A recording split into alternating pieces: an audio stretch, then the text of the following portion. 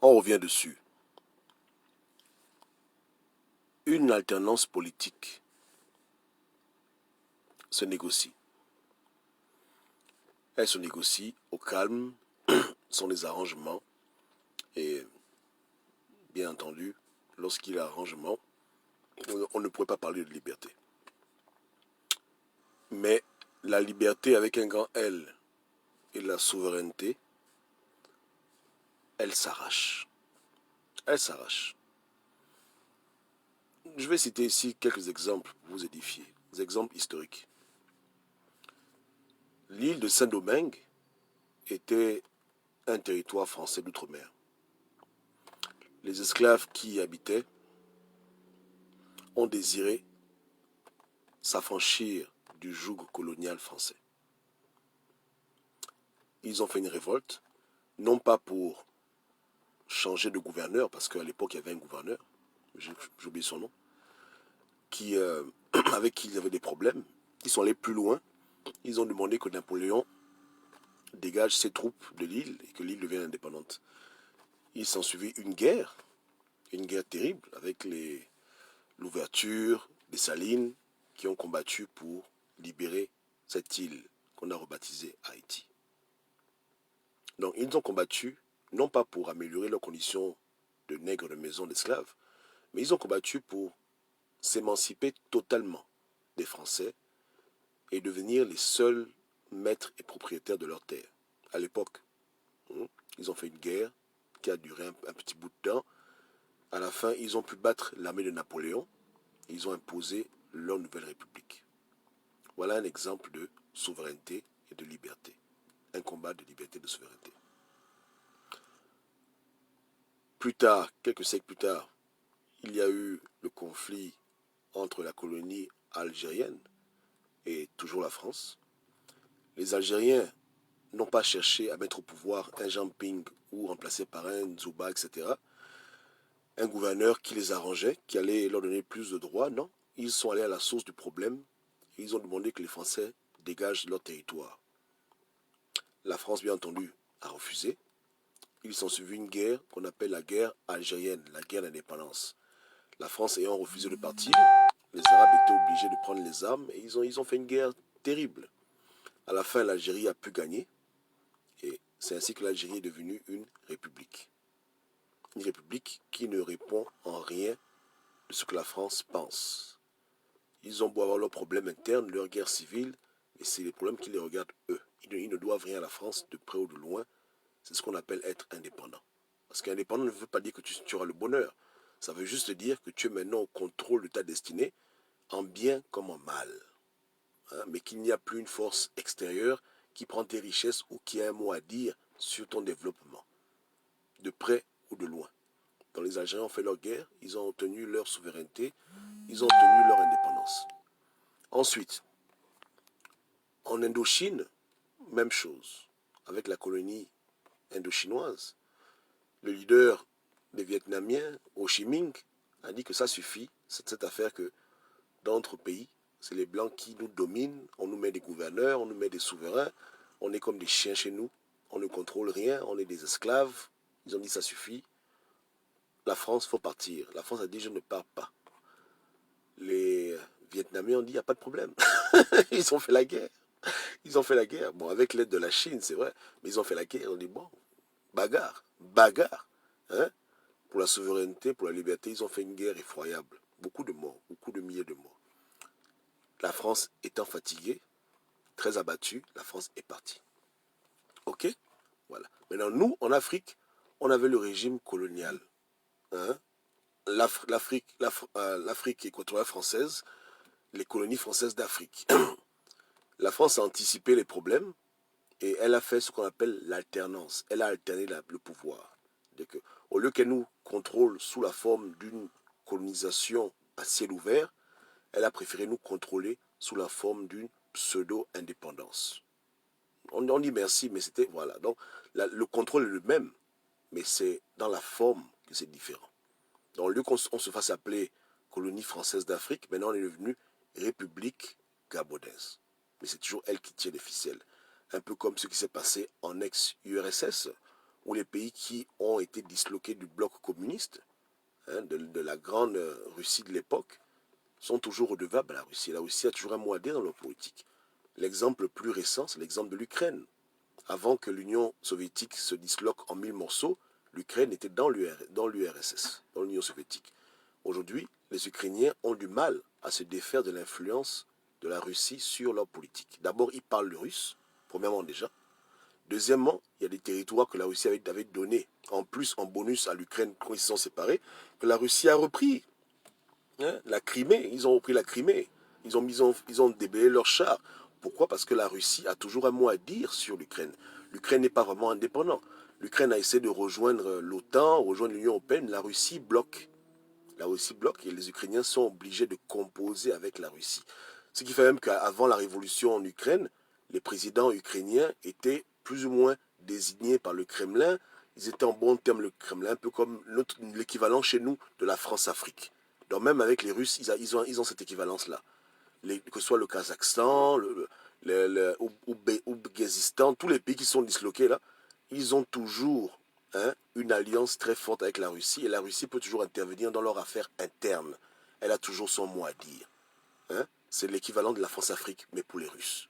Voilà. Parce que ces pays-là n'ont pas fait une guerre pour se séparer de la Russie. La Russie qui ne pouvait plus les contenir, qui a donné à chacun son indépendance, mais sous condition. Un peu comme la France qui a fait pareil avec les colonies africaines. Il faut bien le comprendre.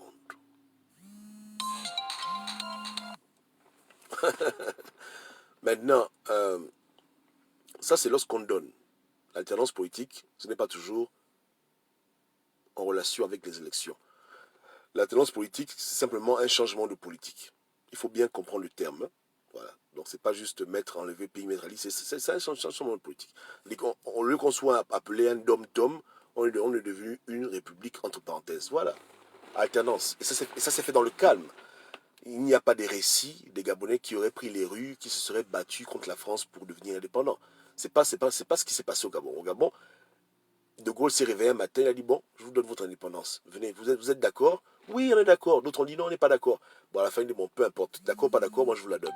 Signez le document, et puis voilà, voilà. Terminé. Mais quand on ouvre les yeux, on voit que, bon, on utilise votre monnaie, on ouvre votre langue, vous contrôlez notre industrie. Bon, on n'est pas vraiment indépendant, mais bon. Merci quand même. Parce que ça se négocie. Donc, c'était des négociations pacifiques. La France qui dit, bon, écoutez, le Gabon, voilà le territoire, on coupe ici, on coupe par là, vous êtes d'accord, ou on est d'accord, on n'est pas d'accord, on négocie ce genre de conneries. Ouais, voilà. Mais si nos arrière-grands-parents auraient fait la guerre à la France, et s'ils auraient pu remporter cette guerre, aujourd'hui, le Gabon serait un pays souverain et un pays libre. Voilà un peu la différence qu'il y a entre l'alternance politique et le combat de la liberté et de la souveraineté.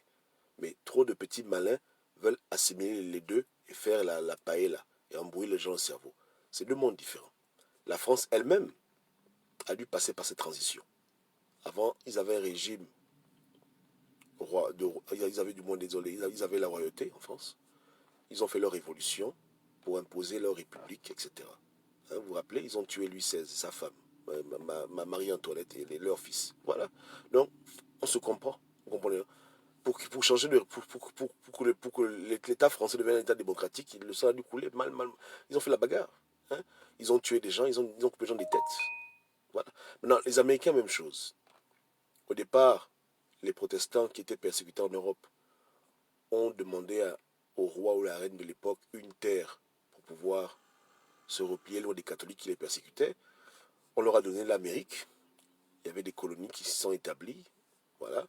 Mais au bout du temps, les colonies en avaient marre de payer des impôts à la reine et de ne rien recevoir en retour de la mère patrie de l'empire colonial britannique. Et à cause des problèmes économiques, problèmes de taxes, les colonies ont décidé de demander. Hein, d'abord parce qu'ils n'ont pas commencé par la guerre, comprenez bien l'histoire. Ils ont demandé que la reine arrête de les fatiguer. Hein. Elle prend tout, les épices, l'or, le diamant, et en retour, ils n'ont rien. Ils sont dépourvus de ressources, etc. Bon, ils en avaient marre. Enfin, en un mot, d'être des esclaves de la reine en Amérique. Donc, ils ont d'abord demandé qu'elle arrête son désordre. Elle n'a pas voulu comprendre. Après, ils ont dit, bon, comme c'est comme ça, on prend les armes. Et ils ont pris les armes, non pas pour arrêter le phénomène de taxation abusive, mais pour complètement couper les ponts avec l'Angleterre et devenir une colonie indépendante, c'est-à-dire les États-Unis d'Amérique. Donc le combat était clair. Ils menaient un combat de libération et de souveraineté. Et ce combat les a conduits automatiquement à la guerre. Voilà un peu ce qui se passe. Donc la négociation, c'est pour l'alternance politique, c'est pour arranger les conditions de vie, remplacer les gouverneurs. Bon, tel gouverneur m'emmerde, me mettez un autre gouverneur, tel directeur m'emmerde. Mais la souveraineté, la liberté, le langage là-bas, c'est pas un langage de paix. Là-bas, c'est la bagarre. Maintenant, la bagarre peut être civile, ou elle peut être militaire, ou elle peut être économique. Mais il faut toujours un rapport de force pour faire dégager le colonisateur. C'est-à-dire que le jour que les Gabonais sont prêts à se battre pour leur souveraineté, les Gabonais se mettent debout, ils exigent que la France quitte leur territoire, ils coupent les contrats et ils se préparent à assumer les conséquences de leur action. C'est-à-dire que si la France envoie des militaires pour mater les populations, il faudra se bagarrer avec eux, prendre les armes. Bon, bref, c'est tout un autre monde. Hein? C'est tout un autre univers. C'est d'autres batailles, c'est autre chose. On voit aujourd'hui ce qui se passe. L'État islamique a voulu devenir un État. Et ils ont eu recours à quoi? Aux armes. Parce qu'ils savaient que s'ils allaient demander à l'ONU un territoire pour établir leur État, l'ONU leur aurait dit, allez vous faire voir. Donc, ils étaient obligés de prendre les armes, prendre un petit bout de la terre en Irak, un petit bout de la terre en Syrie, faire leur petit territoire et puis le maintenir par la violence.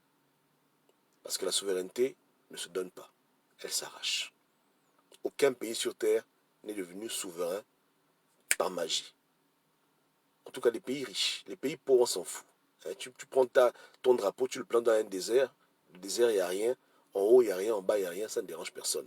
Mais quand il y a des richesses, quand il y a des enjeux, quand il y a du potentiel, papa, il y aura bagarre.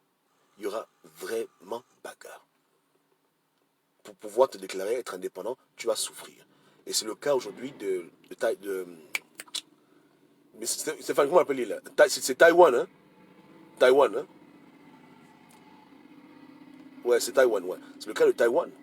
Un territoire britannique qui est en Chine, mais la Chine veut que les Taïwanais se rabaissent. Eux, s'ils ne veulent pas. Leur situation est confuse. Ils ne se reconnaissent pas comme étant des Chinois, mais ils parlent chinois. Bon, bref. Et il y a des tensions. Ils s'arment jusqu'aux dents parce qu'ils savent que le jour où ils vont déclarer officiellement leur indépendance, la Chine va les envahir. Ils vont devoir se bagarrer contre la Chine pour maintenir leur terre. En Israël, c'est pareil. Les Juifs sont venus dans le désert. Ils ont trouvé des Arabes en train d'habiter là. Ils ont dit, bon, on prend vos terrains. Les Arabes ont dit, il n'y a pas de problème. Merci pour l'argent. Ils ont acheté un terrain, deux terrains, trois terrains, quatre terrains. À la fin, ils disent, bon, comme on a beaucoup de terrains, on déclare l'indépendance. Les Arabes ont dit quoi? Ils ont dit, attends, ils ont dit quoi? Déclarer quoi? L'indépendance quoi? Et ça s'en suivit une guerre. Bon, la guerre durera peut-être 7 jours.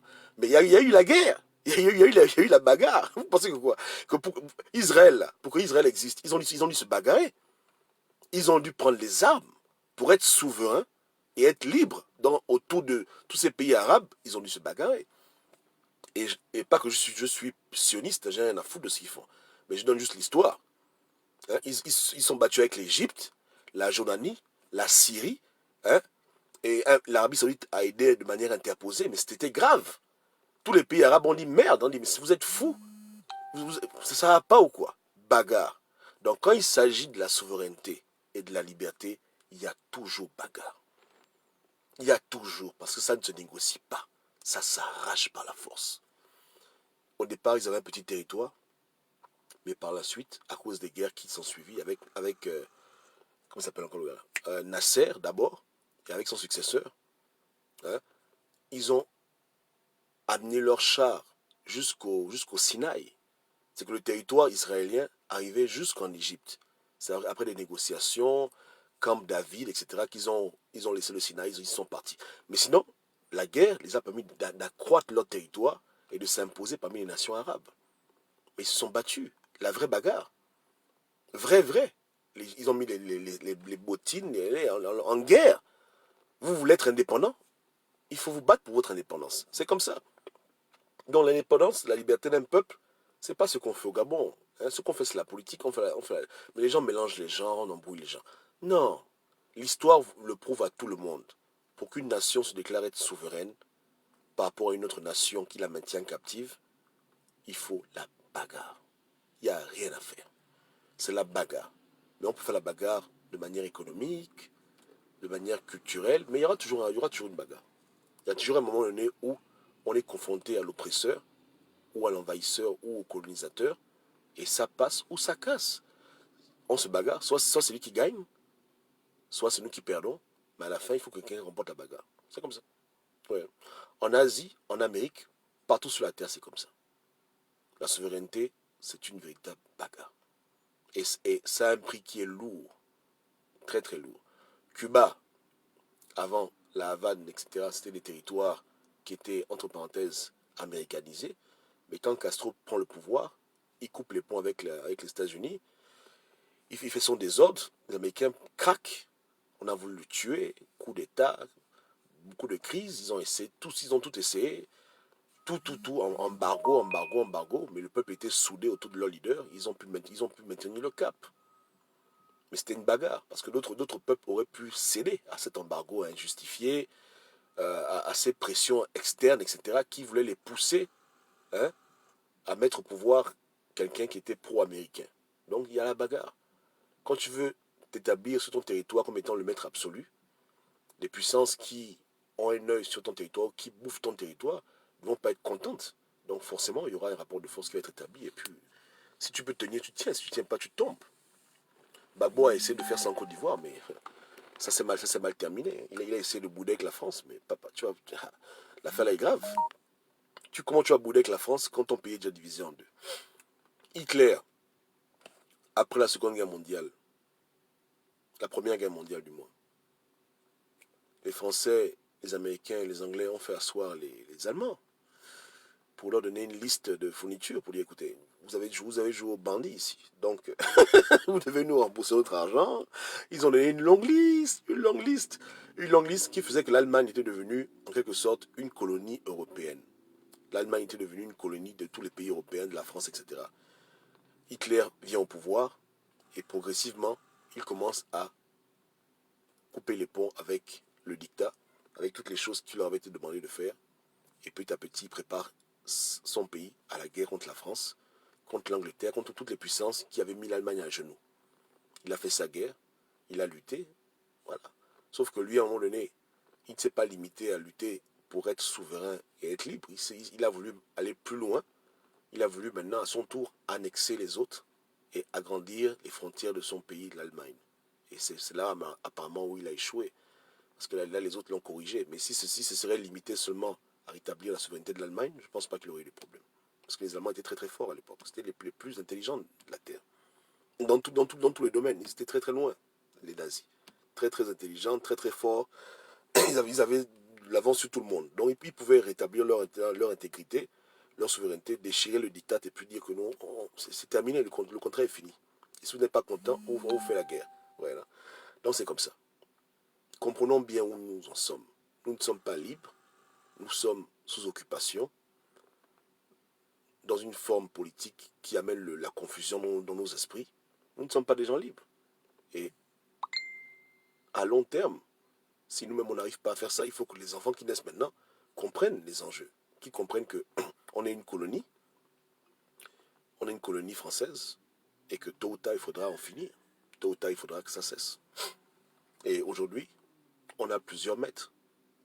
La difficulté avec nous, c'est que au moins les Vietnamiens, ils avec la France, les Algériens, pareil, les Haïtiens, pareil, mais nous, maintenant, c'est grave. On en a beaucoup de maîtres maintenant. On a des Marocains qui sont nos maîtres, on a des Libanais qui sont nos maîtres, on a des gens de Singapour, on a beaucoup de gens, beaucoup de peuples qui ont leur mot à dire maintenant dans notre destin. Et ça, c'est devenu très grave. La France, bien sûr, elle a la plus grande part du gâteau, mais il n'y a plus que la France qui nous gère. On est géré par beaucoup de pays. Même la Chine nous gère quelque part.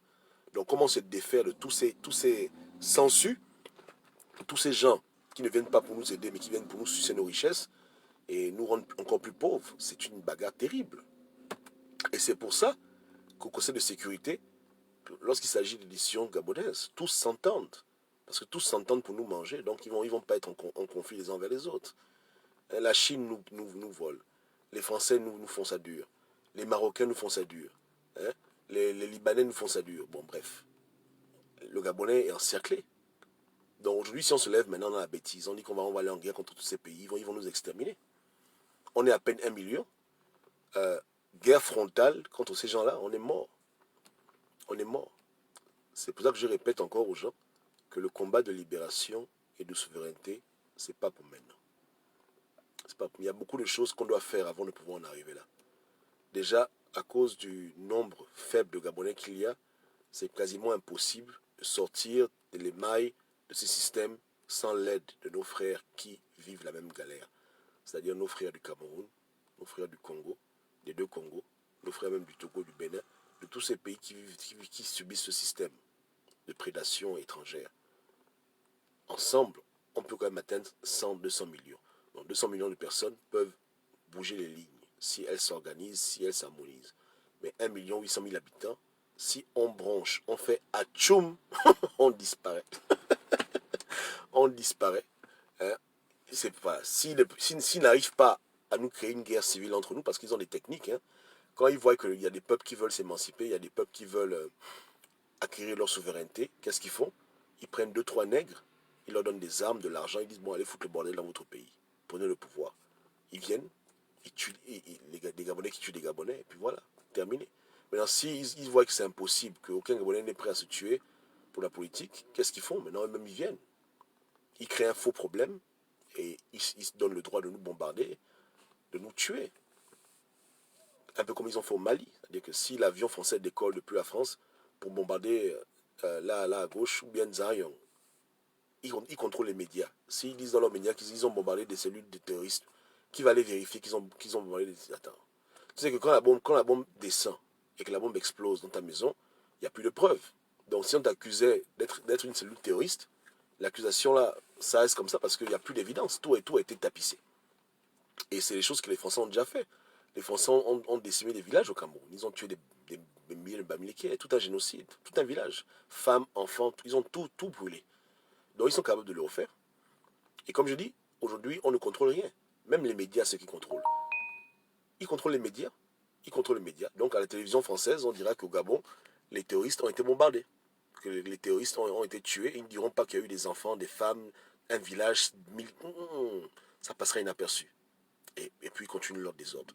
Donc ils ont mille et une manières de nous faire ça dur. Voilà pourquoi je dis qu'aujourd'hui on n'est pas encore prêt, que les Gabonais se préparent et qu'ils inculquent ça dans la tête de leurs enfants, leur dire que tôt ou tard il faudra libérer ce pays, il faudra libérer ce continent, parce que nous ne pouvons pas de manière éternelle être toujours les bordels de tout le monde. On a fait 400 ans de domination, et avant les Blancs c'était les Arabes. Attends, sommes-nous nés pour être les bordels de la terre entière? À un moment donné, il faut que ça cesse. Mais comment arrêter un phénomène si on n'arrive pas à identifier le problème? C'est pour ça le danger avec notre politique gabonaise où on veut utiliser des termes tels que liberté, souveraineté de manière fantaisiste. Ça fait que les enfants grandissent et ils vont se dire que s'il y a eu un nouveau président, c'est que le Gabon est libéré. Alors que ce n'est pas ça la libération d'un pays. On doit préparer les Gabonais, les enfants, les petits-enfants pour le vrai combat de leur existence. Le combat existentiel, la souveraineté du Gabon et par extension la souveraineté de l'Afrique. Voilà ce qu'on doit faire. Donc il faut leur dire la vérité. Que même si tout paraît calme, même si vous voyez les voitures au Gabon, le Gabon n'est pas un pays libre. Et tôt ou tard, il faudra le libérer. Il faut que ça rentre dans leur tête. Pour que nous puissions être au même diapason. Comprendre les enjeux. Hein? Donc, l'histoire regorge de beaucoup d'exemples. Allez lire, vous verrez vous-même. Beaucoup d'exemples et ça va vous édifier. C'est comme ça. On négocie dans la politique, mais pour la liberté et pour la souveraineté, on doit se bagarrer. Voilà comment ça fonctionne. Ouais, non. Et on doit se bagarrer contre qui? Pas contre nous-mêmes, mais contre les personnes qui nous ont mis en esclavage et qui nous gèrent toujours. Voilà, nos patrons. Il faut taper sur la table, n'est-ce pas, non? Ça demande que tout le monde se mette ensemble, mais ça demande beaucoup de choses. Un jour, peut-être qu'on y arrivera, mais pour l'instant, on n'est pas là-bas. Ouais. Que Dieu nous aide. Que Dieu nous aide. On se parle plus tard, la famille. Merci pour votre écoute. On est ensemble. Ouais, oh, désolé, mais ça disait que... Qu'est-ce que ça disait? Ouais, bon, tout à l'heure, hein, il y a un frère qui disait que on peut obtenir la liberté et la souveraineté par le canal des élections. Moi, je dirais non. On peut voter quelqu'un qui vient au pouvoir avec l'ambition de vouloir libérer son peuple, n'est-ce pas? Mais ce n'est pas le vote qui va libérer le peuple. C'est que s'il veut libérer son peuple, il sera obligé de se bagarrer avec les puissances. Et aujourd'hui, les puissances ont tous les moyens de mettre quiconque à genoux. Quiconque, tu fais les malins, tu te retrouves à la CPI en une seconde, parce que les puissances ont été malignes. Elles ont créé une économie globale, elles ont les armes de pointe, elles ont tout ce qu'il faut pour détruire un peuple. Si la France même le désire, elle peut rayer le Gabon de la carte. Elle a des bombes nucléaires, elle fait ce qu'elle veut. Les gens qui m'ont dit au Gobam, non, les Français ne peuvent pas faire ça. Ah bon? Ils ne peuvent pas le faire comme ça, mais ils peuvent justifier une telle intervention. C'est possible. C'est pas comme on vit dans un monde réel. Il y a des pays qui ont été bombardés par la bombe nucléaire. C'est pas comme ça qu'on imagine ces choses. Donc, ils ont toutes les armes en main pour nous faire ça dur. Donc, tu peux être élu président, tu vas prêter serment mercredi, jeudi, tu es dans la tombe. Dès que tu vas dire A, tu vas dire que tu vas dire A, B, tu es dans la tombe. Même ton avion, ton Boeing 747, c'est un foutu Boeing. Tu vas voyager comment? C'est leur avion, c'est leur technologie. Est-ce que l'Afrique a ses avions? On n'a pas des avions gabonais, nous. Donc, tu vas bouler. Dès que tu as commencé à vouloir faire les malins, là, tu es mort. Ils ont tellement d'options pour te faire ça dur. Coup d'État, sabotage, pression économique, pression militaire. Voilà. Dans un pays où il y a tellement de traîtres, tellement de gens divisés, ils vont pas attendre 30 jours hein, pour trouver quelqu'un pour te tuer. Ils vont dire, bon, on dépose sur la table 10 millions pour te buter. Les gens vont venir pour dire que non, mais 10 millions c'est trop, 10 millions c'est trop. De donner même 1 million. Voilà les mentalités qu'on a encore en Afrique. On n'est pas encore soudés au point de refuser l'argent pour ne pas vendre un frère. La preuve, on a vendu Sankara, on a vendu Lumumba à cause de l'argent. Donc, on n'est pas prêt pour ça. Donc, qui comprend le pouvoir et il veut au bout d'être les colons, vu le peuple qu'on a aujourd'hui, les mentalités qui règnent au Gabon, en Afrique centrale, vu la condition aujourd'hui de l'Afrique qui ne produit pratiquement rien, vu le manque d'indépendance partout, il fera un combat des émotions et il aura sa balle dans la tête très rapidement. Il n'ira même pas à 2 centimètres. Ils vont le faire ça dur. Boum, il dit un mot, il est mort. Il faut le comprendre. N'est-ce pas, non? Voilà. Donc, le frère qui dit que c'est possible, c'est pas possible. Pas possible. On a trop de problèmes. On a trop de soucis. On n'a même pas de satellites pour pouvoir avoir des communications où les Blancs n'écoutent pas. Nous sommes complètement à leur merci. On n'a rien. On n'a pas de téléphone. On n'a pas de chaîne médiatique puissante. On n'a pas de journaux puissants. Mais même nos journaux sont imprimés avec leurs machines, nos avions, nos voitures. On ne produit rien. On est comme des enfants. En 2, 4, 6, on nous met à terre. On nous met à terre en quelques secondes. Donc on doit le comprendre. C'est pas pour décourager les gens. C'est pour que les gens comprennent bien qu'il faut se préparer pour ces choses-là. Pour l'instant, on n'est pas prêt. Ouais. Que Dieu nous garde. Ciao, ciao.